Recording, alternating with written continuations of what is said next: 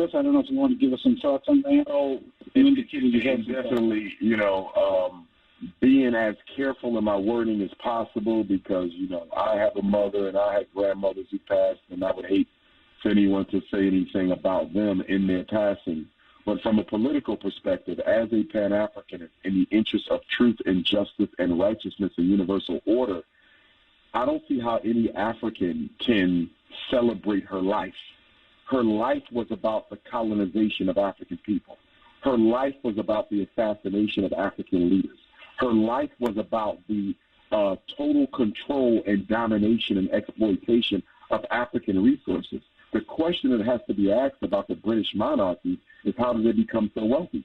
They became wealthy off of slavery. They became wealthy off of colonization. And Queen Elizabeth, to be honest with you, there's no other name that could go before hers when you discuss neocolonialism. Yes, slavery was already in effect when she was born. Colonization was already in effect when she was born, although she took it over and was in charge for most of the second half of the colonization of British African territory. But without question, with the advent of independent Ghana in 1957, Queen Elizabeth has been the queen matriarch of African neocolonialism. You cannot celebrate her and at the same time claim to value African independence and freedom. Yeah, but Dr. Johnson, though, she also, though, Britain eliminated slavery 32 years before the United States did, which I would think is something that's favorable in terms of how they acted. She wasn't born yet. The British Empire eliminated slavery 32 years before the United States did, not Queen Elizabeth. But nonetheless, she's still the inheritor of that. I mean, let's look at the things she could have done. You might say, what could she have done? She could have stopped the exploitation and domination of African resources by the British. She could have stopped the assassination of so many African leaders. Most of our great African leaders who led independence struggles in British territory, they were assassinated under her reign. They were murdered under her reign, incarcerated under her reign. So there's no way I can applaud that. Again, respect to the family, but there's no way I could applaud her life and what it meant for us. Well, we know that her passing is going to draw some controversy. So I saw Negroes all across England. I saw Negroes all across the United Kingdom. I saw Africans all across Europe celebrating and honoring Queen Elizabeth II of the British Empire. Queen Elizabeth II of the British Empire assumed the throne, the monarchy of England, on June the 6th, 1952. She assumed the throne of England on June 6, 1952. I graduated high school June the 6th, 1992. So when I graduated high school on June the 6th, 1992, she had already been on the throne for 40 years. June 6, 1952, she gets the throne. June 6, 1992, King Kong consciousness, graduates high school. She has been on the throne for 70 years. She was 26 on June 6, 1952. She was 26 on June 6, 1952.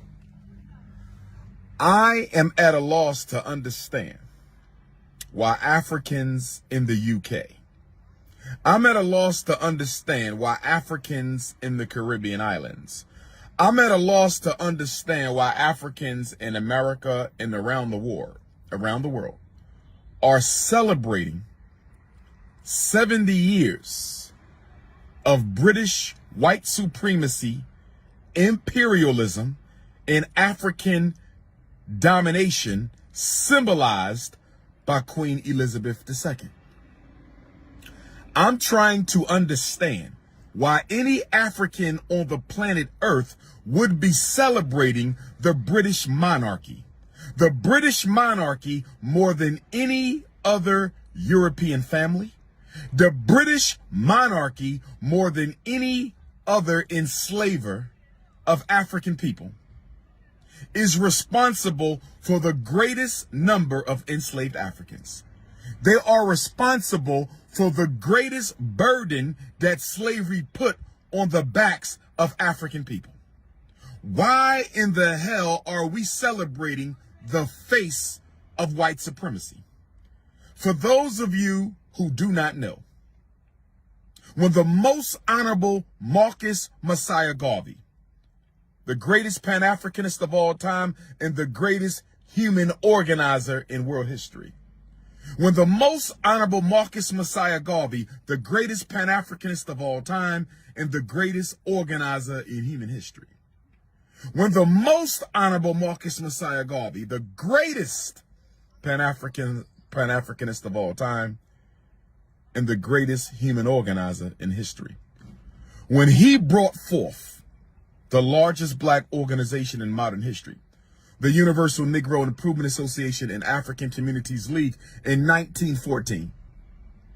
At the time Garvey founded the UNIAACL, the British Empire controlled 25% of the world's population. I want to say this again.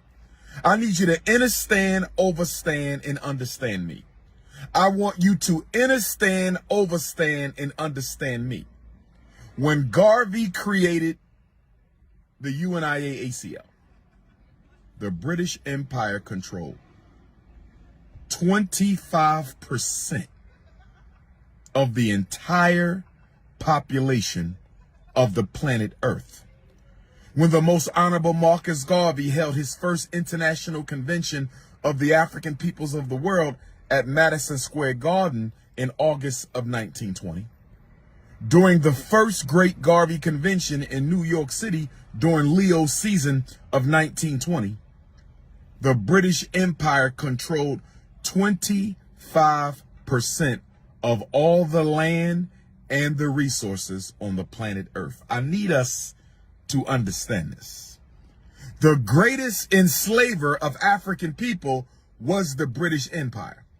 The greatest dominator of African people was the British Empire. The greatest thief and exploiter and monopolizer and controller of African resources was the British Empire. Nigeria, oil, gas, gold, resource rape under the authority of the Queen of England. I'm trying to understand. Jamaica under the Queen of England. I'm trying to understand. All the islands of the Caribbean controlled by the British.